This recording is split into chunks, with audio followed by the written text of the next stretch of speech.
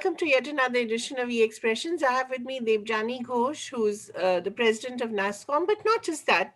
She's also one of India's leading tech evangelists, and she's been talking and writing about technology in many ways, making it accessible to people like us. With me is Daniel Thimaya. He's chief reporter, edX, and also quite a tech enthusiast, much more than me for sure. Debjani, hello and Bit of welcome. an overstatement, but okay. Hello and welcome, Debjani. Thank you so much. The fact that we're on Zoom, during this pandemic, and the fact that Zoom became such a revolution is, in fact, testament to the power of technology itself. But you have been speaking, not just during this pandemic, but also much before that, about the power of technology and about how it can. Equalize and sort of democratize, provided it's used well. So I wanted to ask you, what have the learnings been from the pandemic, especially with virtual learning, the kind of deep digital divide we still have in this country? What have the learnings been, especially at the level of schools and colleges? First of all, Kavri, I don't think anyone was prepared for what happened and prepared to handle what's happened, right? So while we have the luxury right now of sitting and looking back in hindsight and saying what worked, what didn't work, but at that point in time, if you go back to March, when all of us were asked to shut down, literally shut down, Absolutely. get inside our homes, not come out for whatever time frame. Um, I still remember when it happened, Kaveri, and when you know lockdown, etc., was getting announced. I was telling my people, okay, let's all stay in, let's work from home, blah blah blah, for 2 months, right? And we had the thinking that 2 months, 3 months, life will be absolutely back to normal. And I think everyone had that thinking. And then slowly it started setting in on us that we are in this for the long haul. It's definitely not going to be 2 months, 3 months. For all we know, I mean, at that point, we had started believing it will go on till end of year. And even now, when you think about it, yes, wonderful news that two vaccines have already, are in the approval process, high rates of efficacy, efficiency, etc. But the point I keep making is the vaccine is not the magic. Yeah. The vaccination distribution strategy is the magic. And when will when can you really stand up and say, okay, fine, everything can go back to normal, is when 7 billion people all around the world would have got vaccinated. So you know that, okay, that little bubble you have created in your house now extends to the whole world, Mm. right? And that is still going to take time.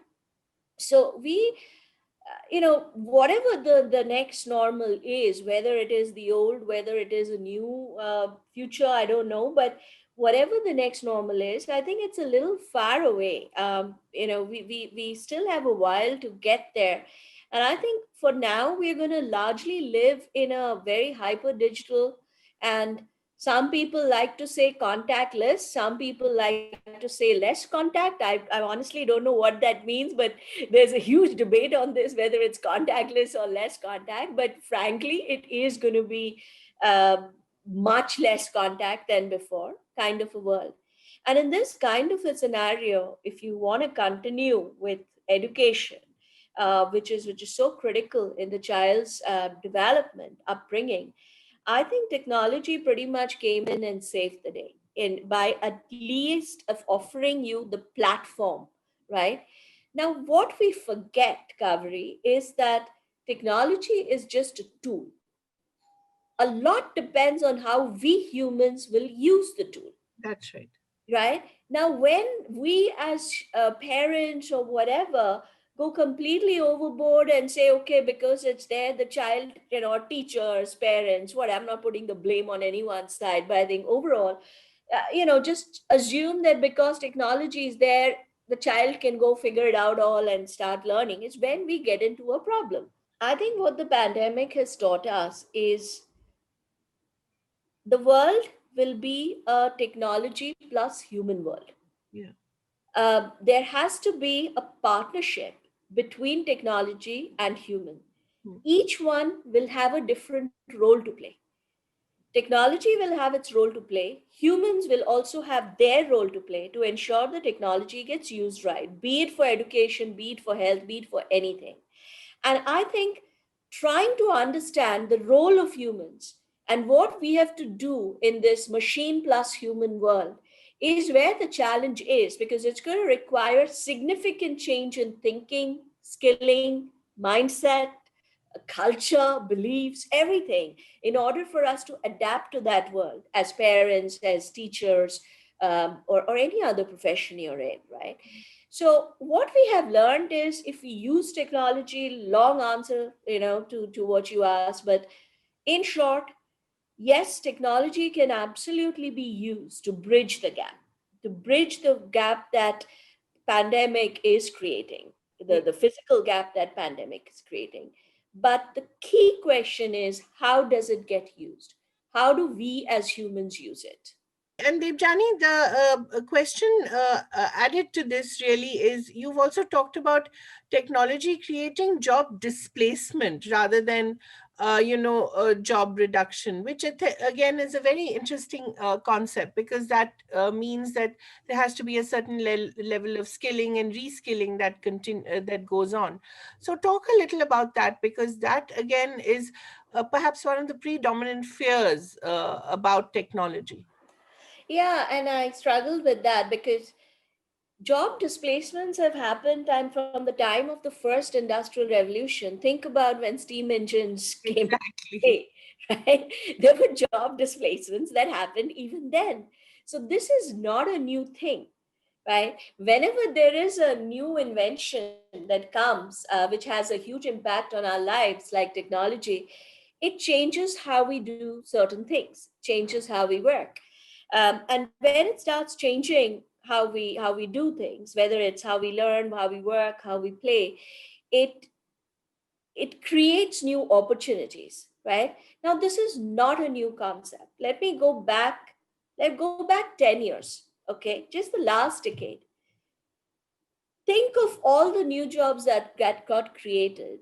Were Uber drivers a reality 10 years back? Right. How many millions of them exist now?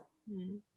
Were Swiggy delivery boys or Zomato delivery boys a reality 10 years back? Were Right. social media marketing professionals a reality 10 years back? Right. So jobs continue to get, it's nothing new. Yeah. Every time a new technology comes in that becomes pervasive, it creates new opportunities, it creates new jobs. Yes, and when it does that, it creates displacement, because while the traditional advertising or marketing manager may not have gone away, but the traditional advertising marketing manager today will not be relevant unless they know social media skills, Right. unless they understand social media platforms, online platforms. So that's what I talk about when I say job displacements that happen. Similarly, a typical job displacements that happening right now is, in the past, the coders or the engineers Hmm. used to sit in the back end and code. Hmm. They never had to come face to face with customers. Hmm. But in today's world, I call it the age of bilinguals, Hmm. because you can't sit and code in a room. You Hmm. have to sit in front of the customer, given that technology is pretty much not solving a particular problem, but helping the customer reinvent their complete business model. You Right. have to sit in front of the customer, understand his business, understand the problems, and then figure out how you want to create the solution or code in order to solve. So that's a job displacement when engineering is concerned. So technology is one, creating several new jobs. Two, it's called displacing old jobs and how they were done. And what that means is we need reskilling on steroids to stay relevant. Because the jobs are, do you know that today in India, the skills like AI, data analytics, data science, robotics, what we call the new age or emerging technologies, the demand that exists for people in these areas is 8x the supply. Right. By 2025, it's going to be 20x plus. Right. So jobs are going to be there, but people are still going to be unemployed because they're not bothering enough to get skilled for these new jobs. Now, Daniel, just one quick question and then over to you. Just added to this was the idea, Devjani, that, when we talk about reskilling and learning, relearning and unlearning, how useful do you think the new education policy, the new national education policy has been towards this? Because while it does talk about lifelong learning, does it actually deliver on it? Have you had a chance to look at it in depth? I have had a chance to look at it in depth. I think it's a blessing, honestly. Reading it gave me so much joy. It's an absolute blessing because it addresses so many things that we've been talking about, multidisciplinary, which is such an important need, continuous learning, and so much more. There is so much more to it. The challenge is always is how does it get executed, how Right. does it get implemented.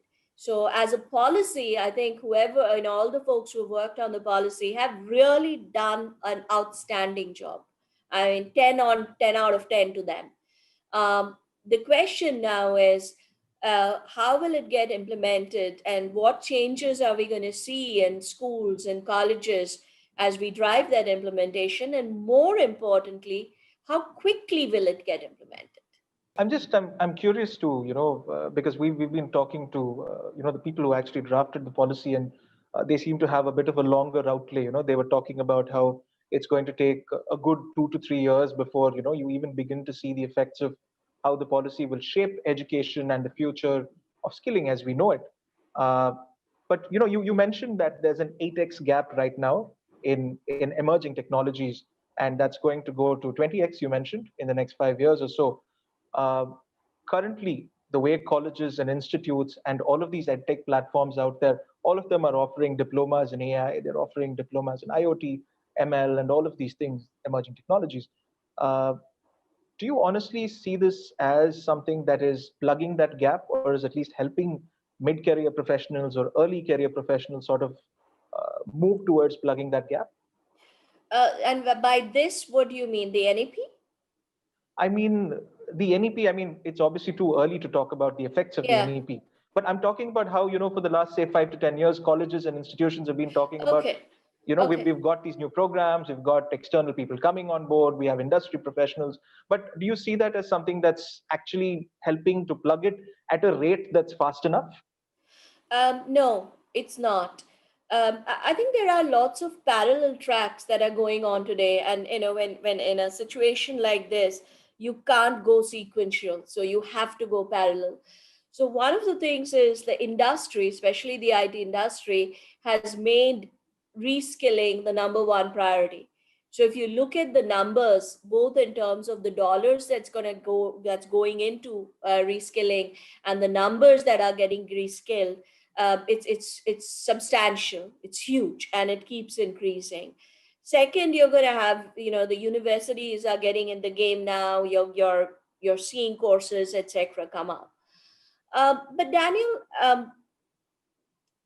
I have a little bit of a different outlook on this, and maybe it's a little bit more long term, which is, see, there is no end point uh, to technology, right? It's So continuously evolving. I we get can't that. play catch up, right? Yeah. Because we will never catch up. When we reach the level it is today, by that time it would have moved 10 steps ahead, right?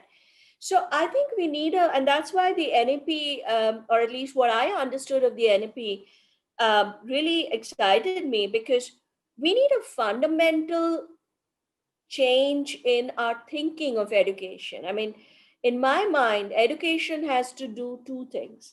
One is it has to build strong foundation in maths, science, um, some of the emerging, the like data science has to be it should be a must, right? Some of the important emerging areas, data science, robotics, IoT. Yes, it should teach people to code, not to become millionaires, but it should teach people to code so they can at least stay relevant in their lives, right, and solve problems in their lives. So I think education on one hand has to build a strong, and I don't think it's a STEM foundation. I call it a STEAM foundation because it's a Right. mixture of STEM and arts, liberal arts. Both have to come together. So the foundation in STEAM is extremely important. And the second thing that education has to do is build a trainable mindset. I think if education has to define its job one, the job one for any education system has to be, are you building that adaptable, trainable mindset? Because no matter how good a job the school or the university does, by the time the kid joins a company, everything they have learned is unfortunately going to be outdated. Yeah. And Not they'll have to everything, unlearn maybe, but 60%. pretty much all of it. Yeah. No, I get where you're going with this. But I have to ask because talking about core IT territory, uh, when you look at the willingness to learn and unlearn and actually upskill when you're mid-career, when you're in your 30s or when you're in late 20s, and like you said, the kind of stuff that they studied 10 years ago is probably so out of sync that it makes no sense anymore. Do you find that in the industry today, and it's an industry that's pouring billions into, keeping their employees relevant, do you think that that mindset is there at this point of time in the IT industry in India to want to Um, upskill? if you see the numbers, I think you will believe that the mindset is definitely growing.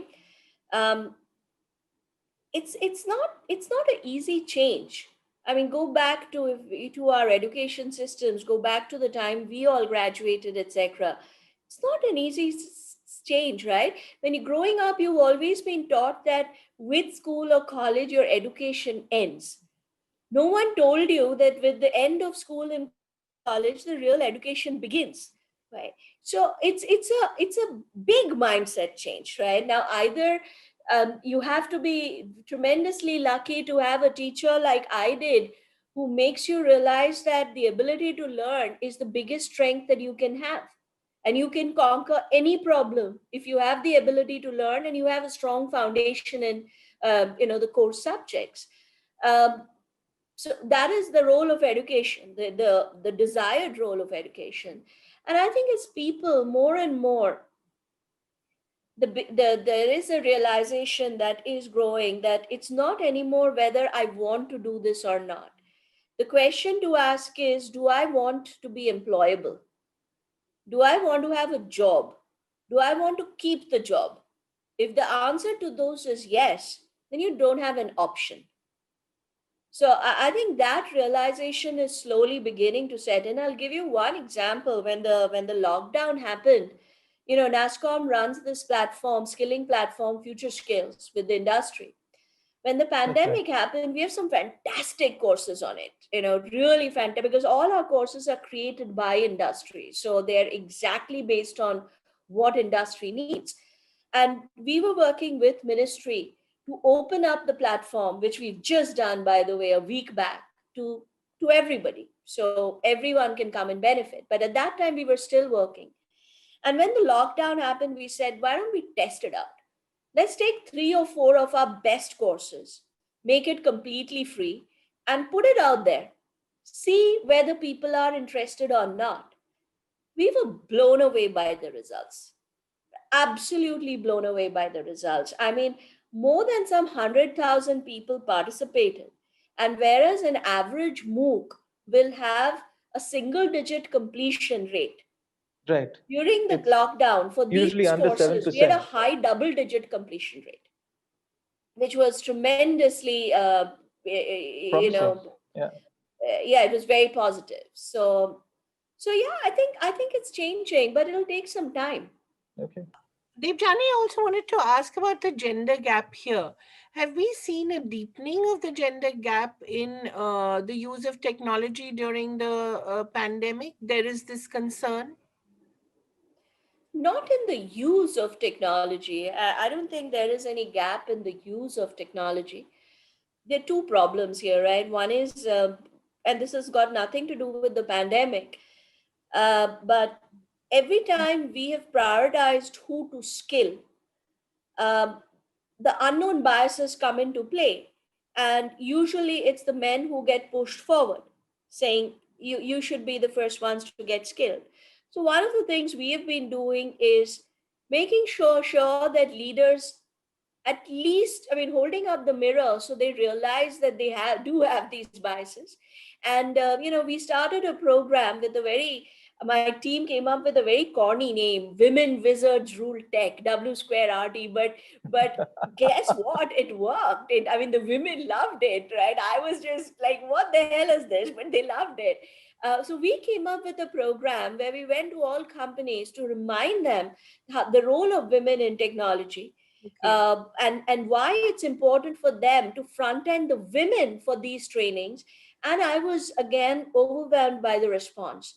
The number of women that have been going through the trainings and the support the companies have extended is fabulous. So to your point, Kaveri, yes, there are these unconscious biases that exist. I think what we have to do is keep holding up the mirror so leaders wake up to these biases and correct them quickly. So, but it's but if you don't hold up the mirror, then yes, women will get left behind. So it's extremely important to ensure we have those conversations. What happened during the pandemic actually was twofold. One, we saw companies opening up much more to hiring diverse talents. So there was a much more willingness for companies to hire women, hire disabled people, because working from home changed a lot of the uh, problems that you would have earlier with respect to travel, etc., etc. But what was happening is, working from home for women became working from home and work for home. Oh, And exactly. for men, it became working from home, period. Right? For most men, not all men. There are some good men who took on the role of working for home too. But most Daniel's Same. men would, holding up his hand. but a lot of men sort of said, oh, I'm working much more and etc. I can't do anything. And I think that became a problem Yeah. where a lot of women employees felt they're just not able to cope, child learning from home, looking after home and working. And a lot of companies started, one, talking to the men to make them realize that things have to change. For them too, working from home has to be working for home. And also started coming out with ways and means the women could handle some of it, flexible hours. You don't have to, when you're remote working, you don't have to work from 9 to 6. Work when it suits you, as long as you complete. It's not the number of hours, but it's the outcome, right? So a lot of these, and these are new behavior that we are learning as we get into this next normal. Yeah. I think the future of work is going to look very different from what it did in the past. Yeah, just an additional question to this. What was the reaction to men who were told to work for home?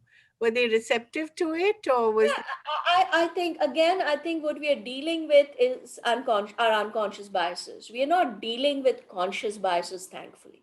right, We're dealing with very unconscious biases. So again, I keep using this term, but I think it is such an effective thing to do is just hold up the mirror and make someone realize. right? So And while I think, there is an innate wish to perhaps do it, but they're not aware that what they're doing is not yeah, quite correct. exactly. And I think these conversations, especially when the companies start having these conversations, it definitely helps. Right. Daniel, is that something you would like to talk about? We were earlier talking about trust that Debjani has been talking about in the work from home situation. I know. Debjani's, of course, been talking about the need for trust within the industry, the need to trust startups, and the need to trust technology and technology startups as we go forward. Debjani, do you think that we as Indians, at a time when the market is contracting, and of course we keep hearing that it will grow, do you think we have it in us to find that trust at Well, multiple if we levels? don't, then we are doomed. Because for me, trust is going to be the most important currency of this hyper digital world that we are getting into. Decisions are going to be based on who you trust and who you don't. As simple as that. If I'm a customer and you're pitching for my business, More than anything else, more than cost, I'm going to consider whether you are trustworthy enough to keep my business running no matter what. What if there's another wave and things get much worse? Are you investing enough in keeping your employees safe? Because your employees are crucial to keep my business running. you know so all of a sudden, this focus on trust has changed a lot of things. For example, it has made employee wellness a CEO topic. Employee wellness was never really a CEO topic or priority, but employee It wellness was a today has HR topic, become yeah. an absolute CEO topic, because without that and without showing they're doing enough, customers won't trust them. Are you doing enough to invest in cybersecurity measures so that you can protect my data and my business in this kind of a world where we are seeing cybersecurity risks go up significantly by the day? So trust is going to become the currency of the factor or criteria on which decisions are going to be made. So I can't even imagine a world where we are not seen as trustworthy, and I don't believe it, because if you look at the companies that are the flag bearers of Indian IT, the Indian IT services companies, you know, I have talked to a lot of their customers, and they serve more than 70% of Fortune 500 companies, and they are trusted more than anyone else. Even in the pandemic, they were trusted blindly to keep the banks running, the hospitals running, governments running Services, world yeah, over. absolutely. And they delivered to the trust. So I think we are actually strengthening the trust narrative. Right. And along with this, Debjani, the trust narrative, is there also the narrative of hyper specialization, of domain expertise, not just for corporates but also for individuals? That the more they invest in themselves and in their expertise, the more that they will be trusted. You see, expertise is important, but I think more than expertise, you need some level of expertise. You need the strong foundational skills, as I said, not just in technology, but in problem solving, in communication. But more than that, you need to show your willingness and your ability to learn new things. Right. That is a much bigger criteria today, because I mean, think of it, for success today, you need three things.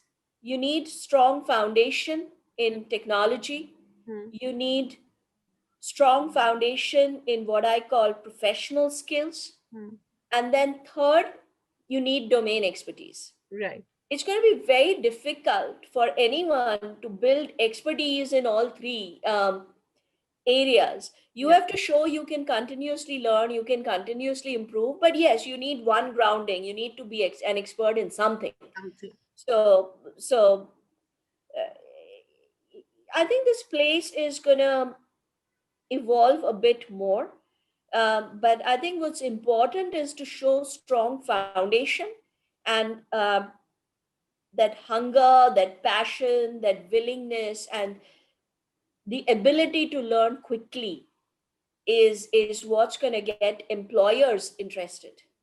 Because there's a certain amount of discontent, and there is a bit of, not a bit but quite a bit of discontent about Resentment as job well. losses, Yeah.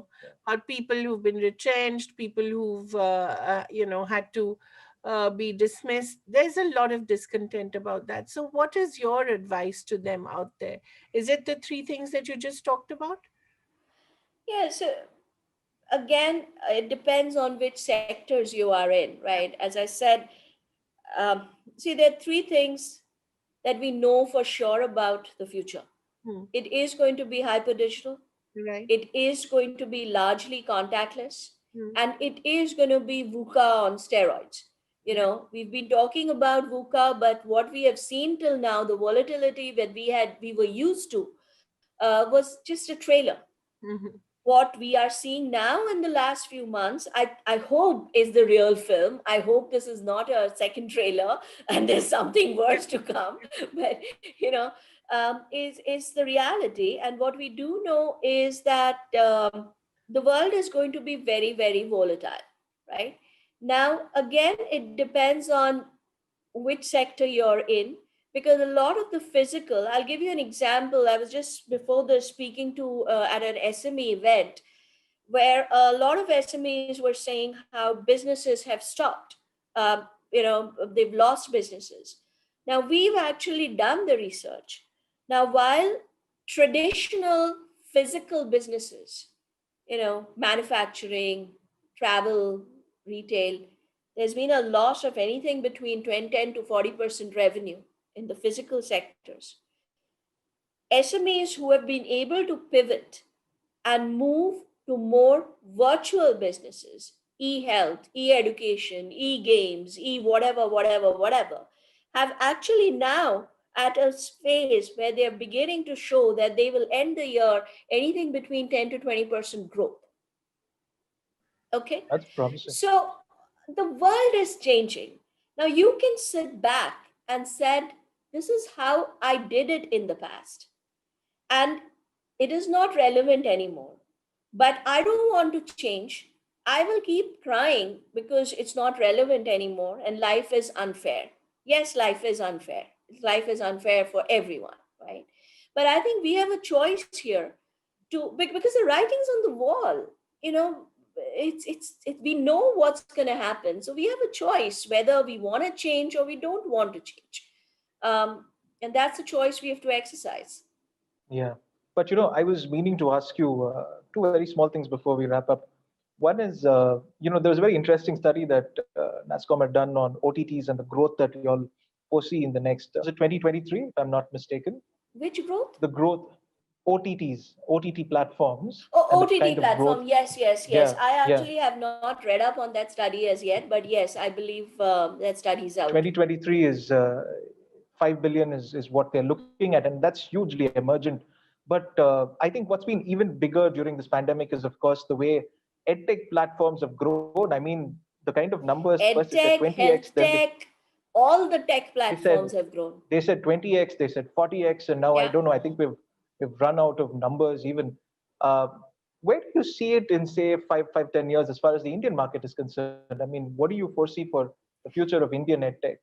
Daniel, the one thing I've done during the pandemic is I've taken that crystal ball and I've trashed it because it makes no sense to look into crystal ball grazing is passe, it's done with, it's dead. There is absolutely no sense in trying to look at it and predict what will happen in the next 5 years. I think today the challenge is to predict how will the next 12 months go. And we'll have to see how it plays out. Agility is key. And the more you know, uh, think through long-term plans, the more limitations you're going to set for your business in this kind of an environment where your world is getting disrupted. And I don't think I exaggerate when I say that. When your world is pretty much getting disrupted daily, you have the opportunity to reinvent. So I would strongly advise that we stop crystal ball racing. It doesn't help anyone. Everyone forgets what they said after for the next 5 years or whatever. As I said, the only thing I do know is in the next 4 or 5 years, the digitization is going to significantly go up. Whatever platforms, whatever verticals there is not going to be a single vertical left that will not get digitized. Let me just put it that way. Not a Correct. single vertical left. It cannot be And do you left think that behind, right? So but do you think that this kind of phenomenal lockdown growth that we've seen, that's got to be just localized, right? I mean, we obviously can't see these sectors growing at this kind of rate for too long. I actually do not agree with that fully, because I think what we have seen in lockdown is again a teaser in terms of the potential that's out there. Uh, yes, there might be, yes, there's going to be some sort of a hybrid model that will emerge in every vertical, which is going to be a mix of physical and digital. But at the same time, I think the digital opportunities right now, we've just touched the tip of the iceberg. So I honestly Yeah, think that the I growth agree. potential exists. Now, I don't know, and I'll not put a number to it at this stage, But I Nobody, think I think, can put a number to it, honestly. there's a very Yeah, healthy growth potential that exists, especially for Indian companies, because do not forget that when you solve a problem in a meaningful way in India, it has implications all over the world. globally. Yeah, So, Absolutely. so it's not just the India market. Right. Our companies should be aggressively looking at global markets, and Yeah. everywhere around the world. You're going to see the same thing where people are going to move to a more digital space um, than they did in the past. Yeah. Debjani, adding to this point again, when you talk about when you solve a problem in India, you're actually solving it for the world. What are the opportunities in the global world for a new, more digitally equal India? Especially in things like healthcare, for instance, where we're already, leaders in many ways. What are the areas or the careers, possibly, that you could outline for us, which could be where we could be global leaders?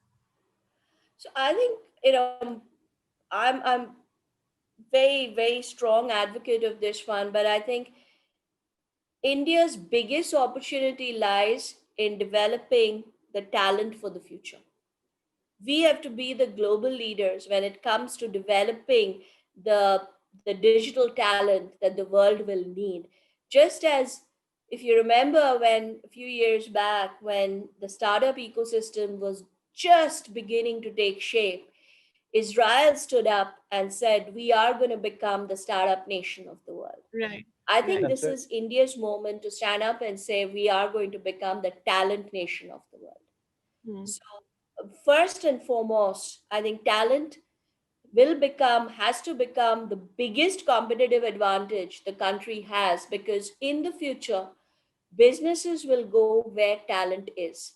Hmm. Talent is in such short supply and will stay in such short supply over the next few years. Businesses will base investment decisions, future investment decisions, etc., based on where talent exists. And India has to become that hub for digital talent. So that's the first opportunity. I think the second opportunity is identifying problems that have not yet been solved. And this is where I think India can change the rules of the game in innovation by applying a people first lens to innovation. If we can start looking at innovation not as that latest cool technology, but more as how big a problem can our innovation solve? Because when we apply that lens, the problem solving, the people lens to innovation, look at what comes in to play: energy crisis, climate change, water crisis, the entire gender crisis, or equal opportunity, inclusion. There are Healthcare, so healthcare as well, mental wellness, healthcare, healthcare. absolutely. I mean, the problems that come up are so much more meaningful, bigger than coming up with a self-automated drone or helicopter, which is great. But that, to me, that's not how innovation should be looked at. Innovation needs to be defined in terms of the problem it solves. And I think India can play a critical role in creating that framework for innovation. Um, and I think the third area, given that when you think about technology, the one field that is going to dominate the technology landscape is artificial intelligence, right? I mean, that's pretty much going to dominate the technology landscape. I think India can absolutely take the lead in thinking through how to ensure that we build and we use technology in a very responsible way. Because while there are discussions and dialogues on that, nobody is creating a framework, a plan to make that happen. And that's a discussion I'm having with the government, because I think that's a huge opportunity for India. Because, especially given the diversity of our population, we need technology to act as an equalizer in India. We cannot have technology creating bigger gaps. It'll be a Exactly. disaster for us. So, how Yeah. do we become the country that shows the way forward to inclusive use of AI, to responsible build of AI? I think that's a huge opportunity that awaits India. So, for me, these are some of the areas where I would love to see India to taking the lead in the future. That's very interesting, Debjani. The other day, I was speaking to someone who teaches at Harvard and also works in mental health in Goa, and he was talking about the community health workers model, which actually now is in a way being adopted in America as well, which originated in India. So there's a lot of learning that can happen around the world, as you said, with a people first approach, because that's something that we have plenty of. Absolutely. Yeah, I think that was quite a remarkable discussion. Daniel, is there anything that you'd like to add? Absolutely not. Thank you very much. It's been stimulating. Thank Thank you. you. Thank you, Debjani. I Thank think you it so was much. yeah, it was really enlightening for us, and I think for our viewers as well. Lots of tips for us as well for staying relevant. Thank you, Debjani. Thank you. Thank you. Take care. Stay Thank safe, you, please. Kaveri. Thank Thank you, you. Debjani.